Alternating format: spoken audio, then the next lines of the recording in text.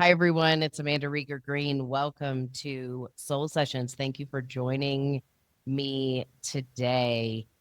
This episode is something that I think every one of you listening is experiencing right now.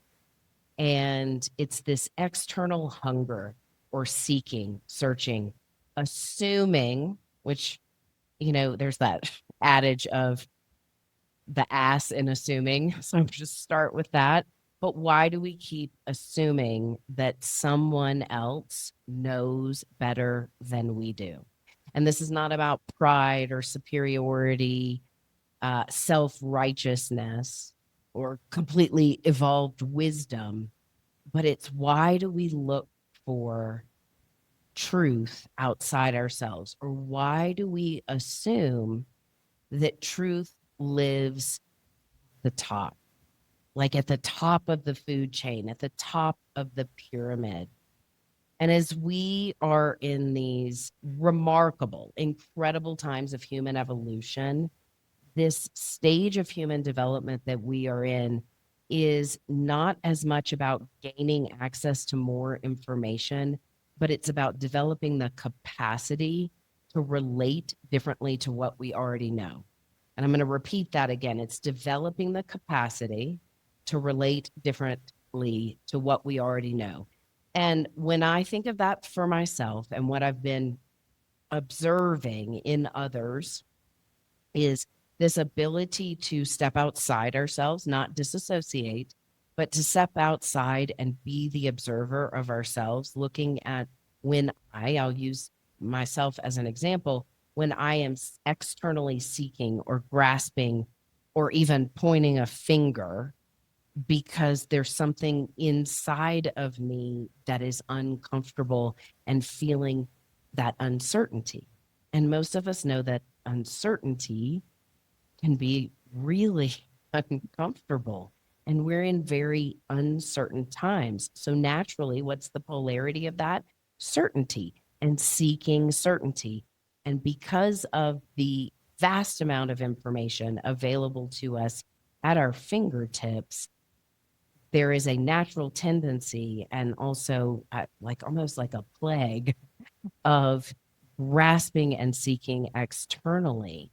And before I dive into this a little deeper, I do want to acknowledge that not everyone has the luxury of engaging in this conversation.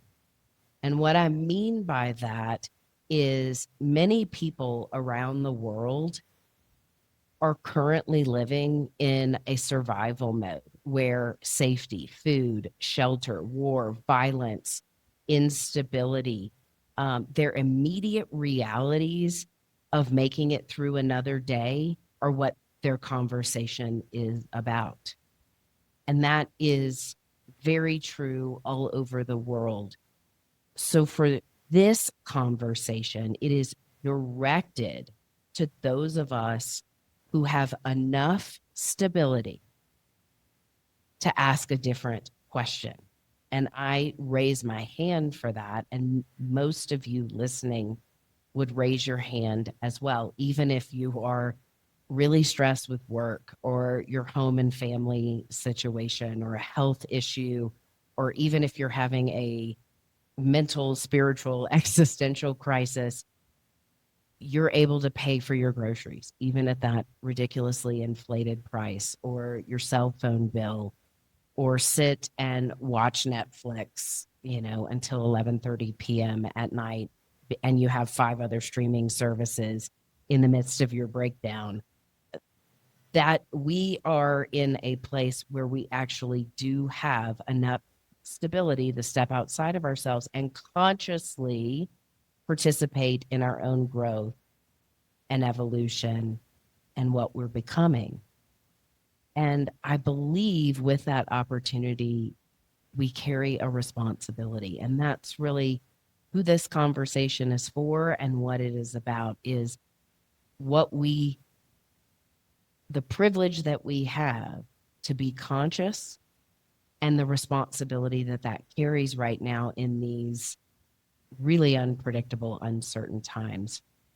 recently I found myself kind of unexpectedly activated by a conversation about hidden knowledge and secret organizations and special access, and the idea that certain people possess information that the rest of us don't. And is there truth in that? Certainly, whether you look at secret societies, maybe different levels of government, political circles, socioeconomic circles. I mean, hello, we have the first trillionaire on earth. I told my husband the other day when the headline on Elon Musk came out about him becoming a trillionaire, I just as I was said, I just can't even digest that. Billionaire is still difficult for me to digest and to conceptualize. And I know a couple of billionaires. I mean, I know a couple of billionaires, and I know people who have just incredible access and amount to wealth and also information, things that are happening and trends, and can be in the know because of the circles they run within. So I recognize that there are discrepancies here. But when I was kind of triggered is the best word I can use, and really it was a reaction, not a response, like full on. It was a TV series about kind of like a clandestine group of people working behind the scenes to fight the light and dark forces. That's all I'm going to say about it. And what was funny is it wasn't the organization and what they're doing that interested me. It was my reaction to the whole interview and the questions that started to emerge within me. And I was at the gym, by the way. I had downloaded this episode of this series, and because I was curious about it. And so I start listening, and I'm at the gym. So I'm moving my body, like my physical body is moving. I am completely focused in the present moment in my physical body. And a lot of times, uploads and insights and genius will come through when I am doing the laundry, on a walk, at the gym, when I am not looking for information. But I was listening to this interview, and questions that started to emerge within me was, why are humans, why am I, and I like, why are we so fascinated by the idea that someone else has the answers, or assuming that the truth is somewhere above us or outside of us, or assuming that someone who has access to different or more information has better information, more privilege than we do. And those things may be true, but why do we just assume someone else knows?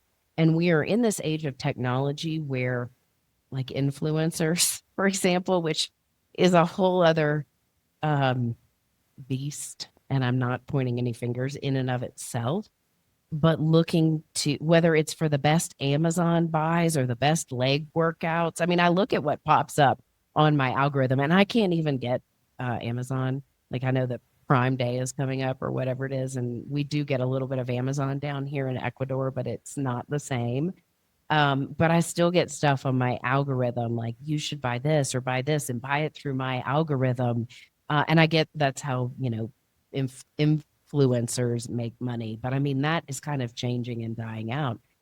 But I'm inviting all of you to ask the questions about these deeper human patterns and changes that we are going through, where humans have looked outside of themselves for answers, looked to experts, to influencers, to governments, to media, to priests or religious figures, gurus, spiritual teachers, thought leaders, and now AI, where we have AI, open AI, chat boxes at our fingertips to ask a question. And usually it feeds us by bias of what we want to hear, validating our point of view. And hopefully, most of you listening now and engaging with your chat box are getting a little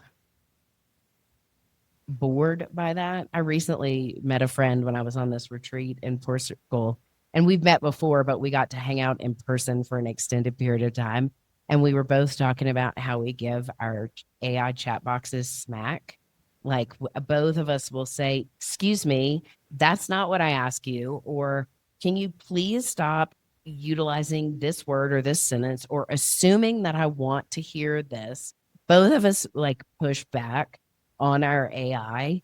And just the fact, and we were laughing about it, but we were both talking about how we push back on the AI because the bias is so clear and it's making assumptions. Like my AI said to me, this was, I don't know, like 5 months ago, something along the lines of, "Well, here's what's going on, but most doctors won't tell you this. Here's the secret information I have to tell you about this." And my AI said that 2 or 3 different times in a row. But most doctors won't tell you this, Amanda. So I'm going to give you the insider information.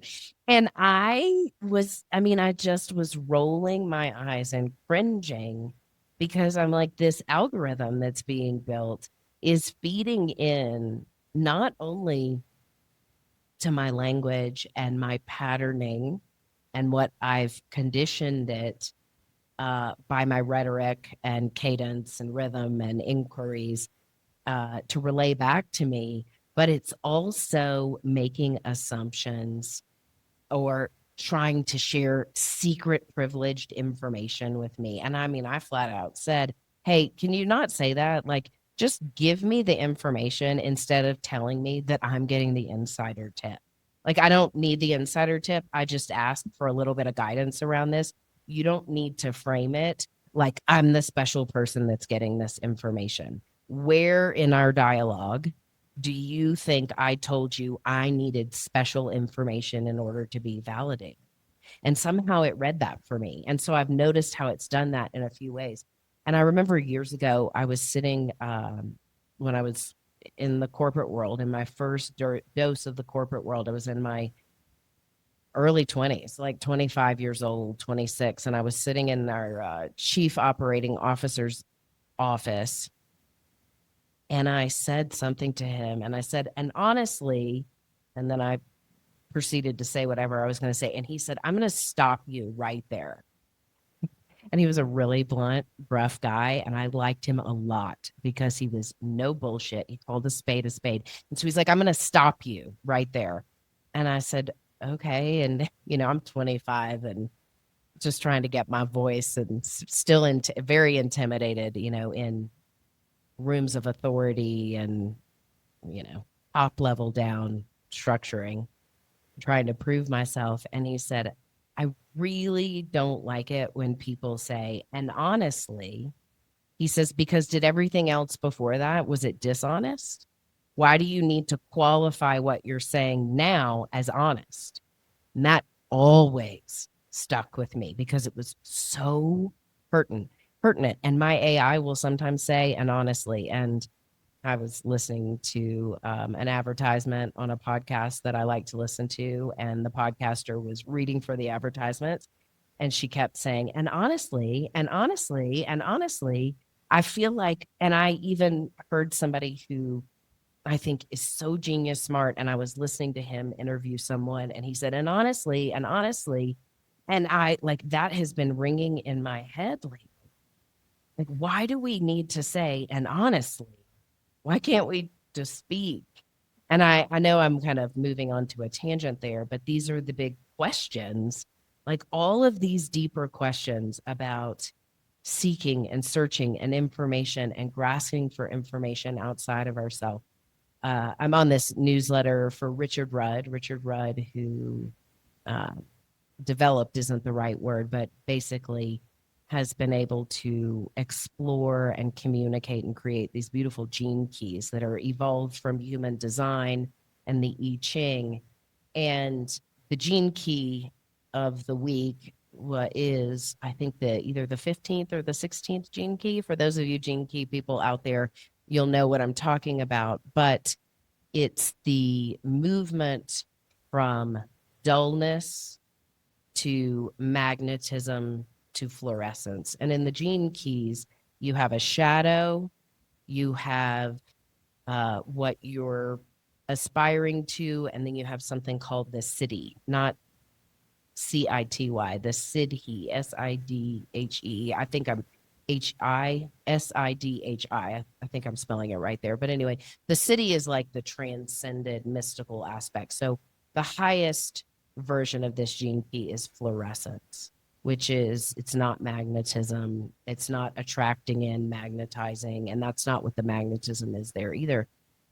But anyway, in Richard Rudd's discussion of this gene key, and he was talking about dullness, the shadow, and how it is pervasive in human consciousness. And right now, that dullness is expressing itself through grasping for more information, like external seeking and searching. Okay, it's like pulling an oracle card or a tarot card. Let's say you decide you're going to sit down and pull a card for the day, and you pull one card and it doesn't give you the answer you want, or it's not quite enough. So you pull another card and another card, or you sit down and say, I'm going to do a 3-card spread, past influences, the present, and future probabilities.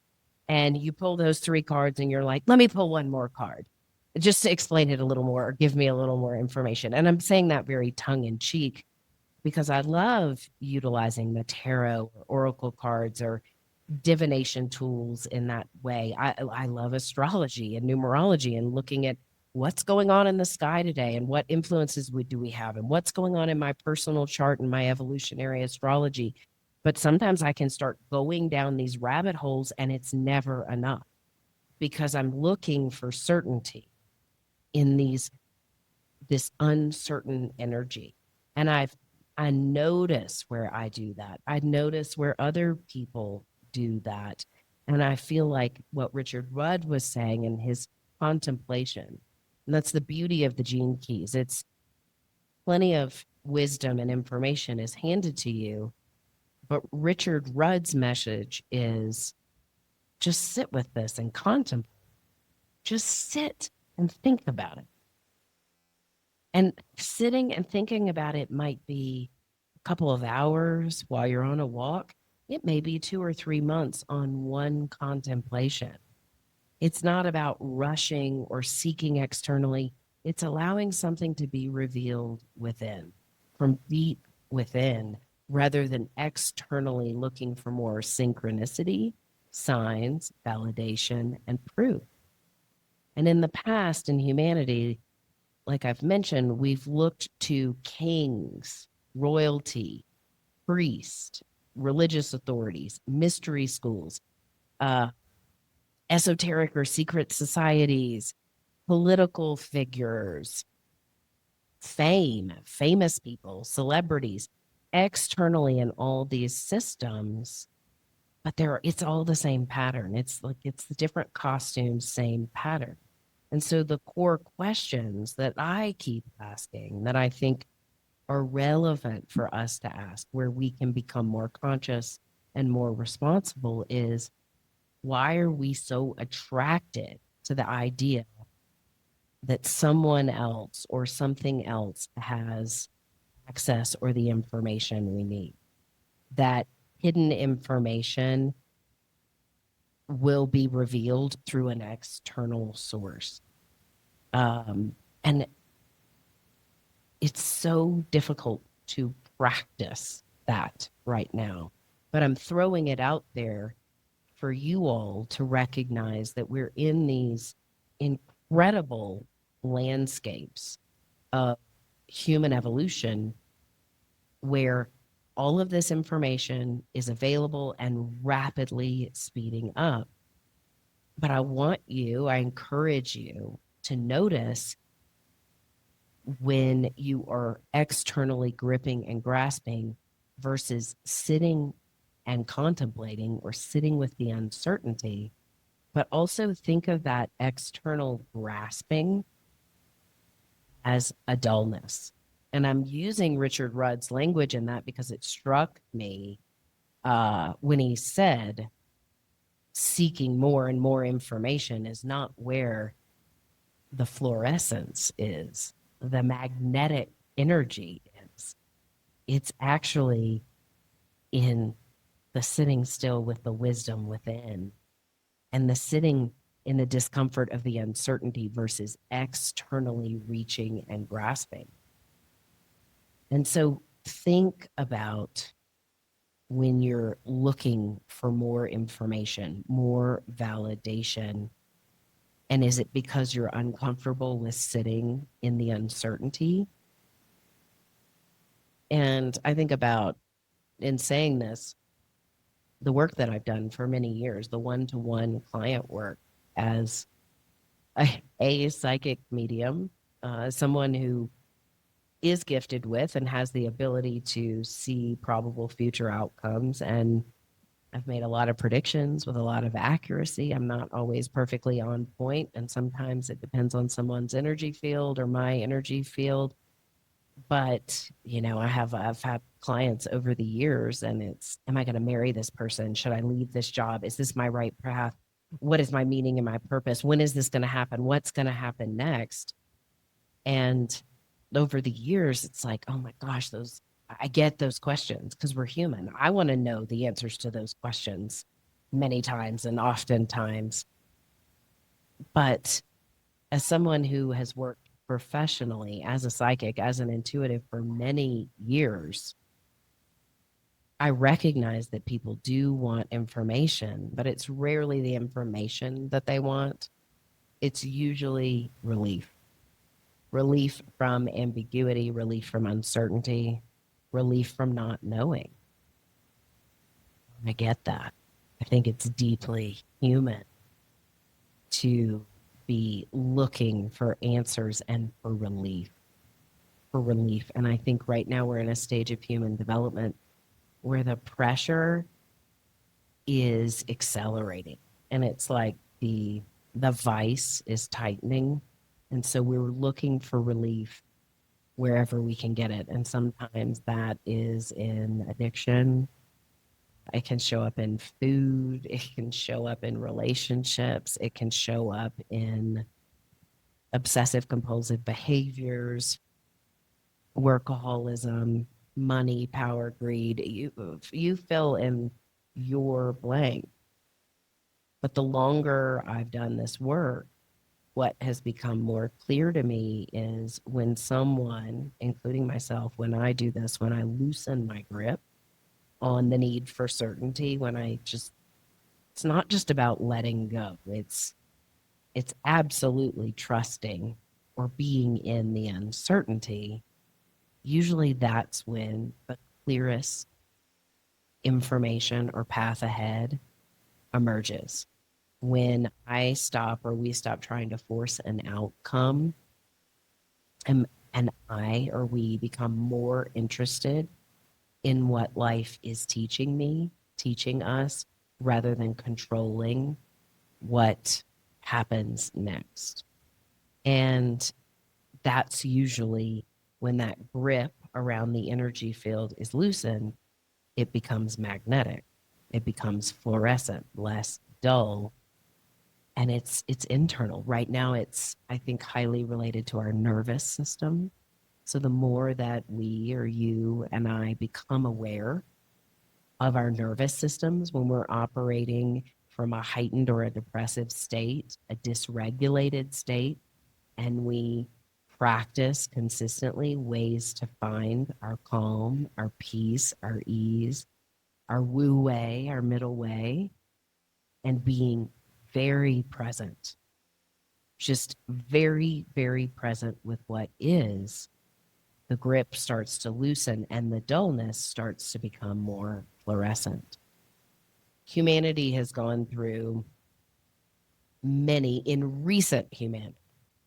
Okay, we can go way back, and there have been all these interesting archaeological revelations lately that, we equate the origins of humanity to 8,000 years ago, societies, cities, infrastructures. But looking back at human remains, there is evidence of multiple civilizations, humans that existed many, many, many thousands of years ago. And almost like Atlantean or Lemurian times and what their societies might have looked like. More and more evidence, archaeological and otherwise scientific, is coming up around that. But if we look at recent humanity, we think about the discovery of electricity. I mean, that was a game changer. The invention of the printing press, this is in no specific order, by the way, the scientific revolution, the industrial revolution, telecommunications, the internet. I'll just give you that one that we can all grasp. We all, well, many of us, depending on when you were born, remember the 90s and our AOL dial up and how long it took to sign on to the internet. And now, 2007, with the release of, not the invention of, the release of to the public, the smartphone, 2007 was a game changer. And it has exponentially grown since then and is now exponentially growing at rates. Like I said, I'm having a hard time conceptualizing trillionaire. It's the same thing with technology, resources, AI, and everything being fundamentally at our fingertips. So, reality, we're in this evolutionary leap, and we're not 100 years down the road yet to where it's all synthesized. We're living it now. So, what makes this moment in our human evolutionary leap so different is artificial intelligence, the vast amount of information available to us, global interconnectedness, and the acceleration. I mean, the speed of intelligence right now is what is unprecedented. And with that microcosm of speed, we have that weighing on our bodies, our physical bodies, and our nervous system. And I've noticed just in the last month how I've recognized how sensitive my physical body is emotionally, mentally, energetically, environmentally.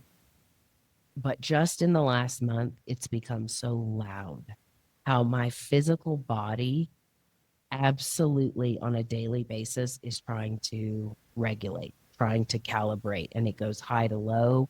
And it can, at one moment, I can feel clear and energized, and an hour later, I can feel full on like I have fever or I'm aching or I'm very unclear. So, truly, truly give weight, give credit, give credence to your physical body and your nervous system. And whatever your practices are for your self care and your nervous system and your body, rest, hydration, sunlight, bare feet on the ground, electronic detox, whatever, a really good shower, cleansing and clearing your energy field, those things are more relevant, especially as we move into the summer months of 2026, because it, between the astrology and the energy field,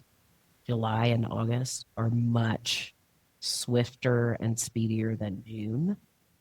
June's almost like pulled us back a little bit and asked us to re-engage, reevaluate internally. So it's a very good time to recognize when you are externally seeking. And I encourage you, because this was so simply elegant and helpful for me, going back to Richard Rudd and his language of dullness, and that all of that grasping and seeking creates dullness. And he wasn't talking about our auras and our energy fields, but for me, I metabolized it that way, is that I want to be magnetic. When my energy field is clean and clear and centered and present, things are easier. Things just happen organically and with vitality and life force and almost this dance with the universe. But when I am worn down or I am in some kind of fear and wanting to wrestle with the uncertainty, I start to dull. And however that looks, dull my senses, dull my energy field, and it dulls that magnetism or ultimately that fluorescence. And right now, with all the information we have, remembering that usually information is not what you may be looking for, or I may be looking for. It's probably relief. And I had a friend text me this weekend, and it made me smile, not because of the situation she was in, but because of the way she framed it. She just reached out and she said, "Hey, I just need to get this off of my chest. This is what's going on with me. This is what is happening in my life. And I just needed to say it out loud to someone who was a safe space, essentially. And that someone not being talking to myself or talking to my AI." And I laughed because that's exactly what I've been contemplating. Is she wasn't looking for validation, support, insight, guidance, more information. In fact, she said that. And she wasn't looking for her AI to validate all of her feelings and her side of the story and what was going on. It was like, I just need to say this. And so to me, that was so discerning and recognizing that she just needed the relief of the uncertainty of what was going on and not the answers, to sit with and be uncomfortable in the uncertainty, but to not be alone in it. And that was like eureka energy for me as far as the way through. The way through what we are walking through right now is not so much about more information or certainty or even being alone in the uncertainty. It's finding people who meet us where we are, who can just witness. It's being witnessed. And there's something to being witnessed, whether it's in our joy or in our pain, by someone who can meet us in relationship, that it's like it takes the power of the uncertainty away, the power of the fear, and even the desperation that comes with that external seeking. On my not Instagram, on my YouTube. I rarely get on Instagram these days, y'all. I don't remember the last time. I don't really post on Instagram. I need to maybe engage. I don't need to do anything. Let me rephrase that. But I thought about that. I'm like, I don't want to make a post. I will put things in my stories about just new podcast episode, but that's kind of been it lately.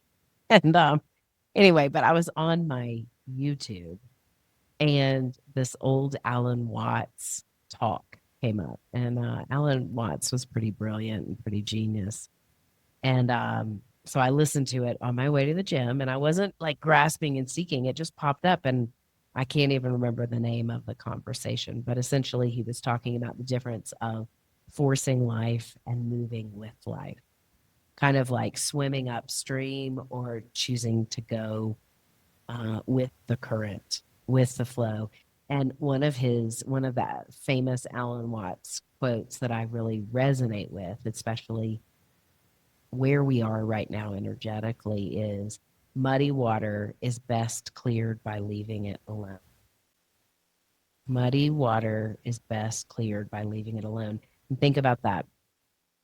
Like if you have, if you've stirred something up or put it in a cocktail shaker, eventually it settles. When we lived in Belize, we lived on this river, the City River, and it flowed. It was coming down from the mountains, and it flowed into the Caribbean, and we were just beyond the mouth of the Caribbean. So it was really deep, like 20 feet deep, and it was dark water. But when it would rain, of course, the water would get so muddy and murky. And then 2 or 3 days later, it'd be running more clear and cleaner.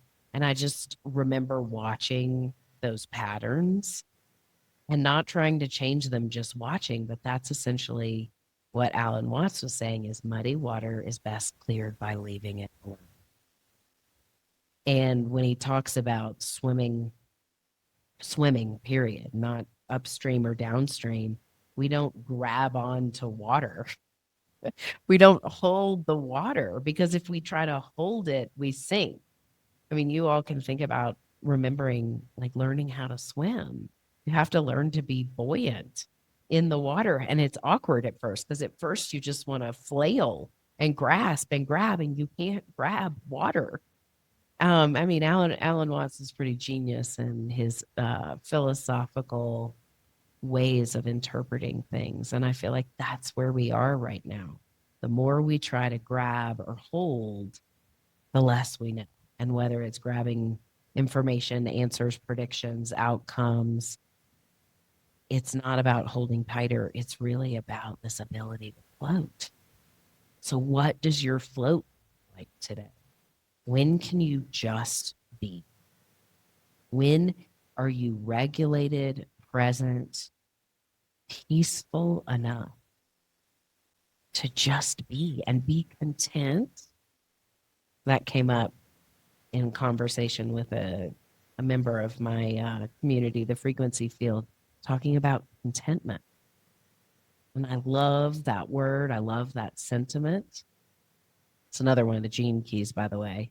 It's one of the gene keys, and I don't remember which one, but there is a gene key that speaks to contentment specifically. And it's like, what does contentment look and feel like to you today? When is enough enough? And when I say that, it makes me think of my mom. And as my mother was dying, literally dying in her last couple of days, my mom was a lot of things. And I had a really great mom, and I had a mom who was very human and had her own stuff in life to wrestle with, as all moms do, right?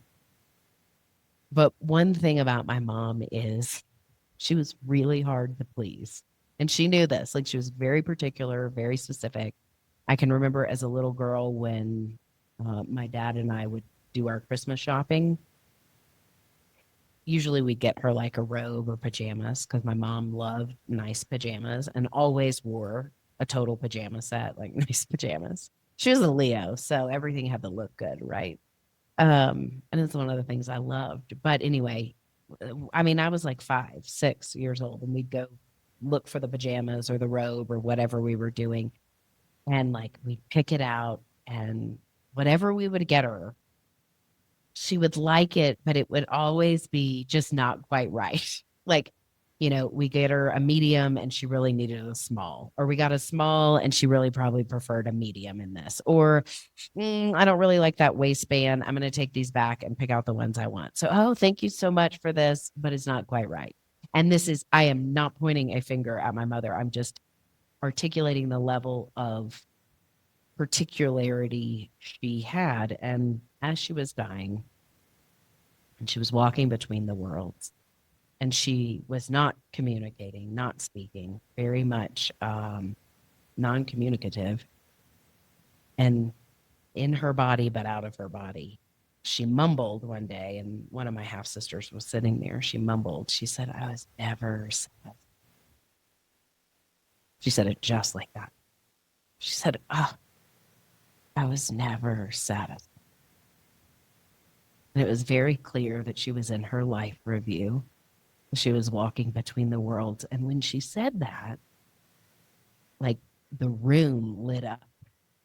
Like it went to some other frequency, because it was like she saw herself outside of herself. Her whole life flashed before, and it's like, hey, Lisa. Her name was Lisa. It's like her soul said, "Hey, Lisa, you did a great job here.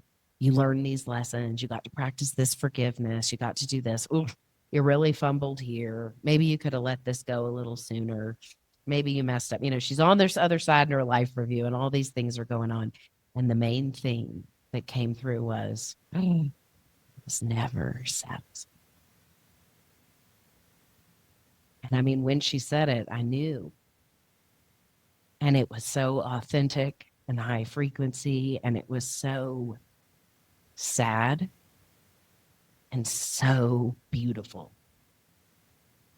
because that's what her soul said is, "Hey, you forgot to be content. You forgot to be satisfied." And maybe that's what I'm getting at as far as where we are right now in this big leap that is hard and vast and difficult to navigate. Are you content? Are you satisfied? Can you be okay with not enough of this or that or certainty or information? And I think you can. I think we can. I think we will. But we need other people to witness us. We can't do it alone. And I know I come back to that a lot, is not doing things alone.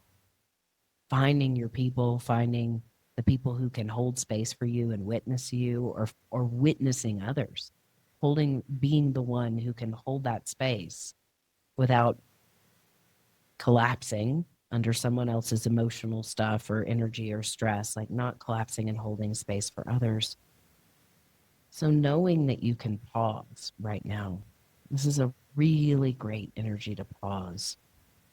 And the invitation in this moment and in this giant evolutionary leap we are taking through the stage of human evolution, it's not about predictions, answers, certainty, more information. It's about remaining present, remaining discerning and grounding, being witness, connecting to ourselves, connecting with others,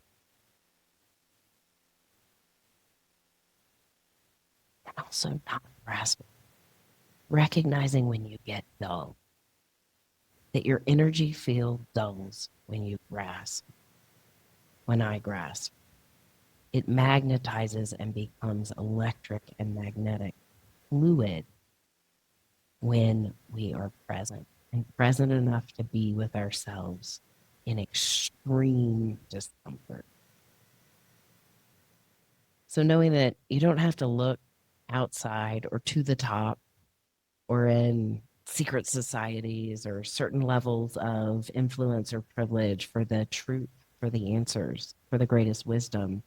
Just look within, pause, breathe, be present. And as we continue to gain access to more and more information, and the energy accelerates in the months ahead, because it is and it will, know that what the intelligence you have within, your internet, not internet, your internet, the inner web, the inner wisdom, something really incredible is sparking and becoming available, but it's under the layer of uncertainty and discomfort. And it's not looking for certainty. It's just pausing and being in your own field, in your own truth. It's really tough to practice, but I do encourage you to pause and think and notice when you get, on a Tuesday afternoon or a Saturday and everything is done for the day and you just can't sit still. You need to search this or look this up or have another conversation about. Notice when you are seeking, grasping external. That's the practice right now. It's just the awareness without any judgment, not even trying to change or fix it. Just notice and see if you can sit in the not grasping for just a little bit longer than maybe you did the day before or the week before. And that will build a new energy and traction where you will find some new clarity that'll come from within.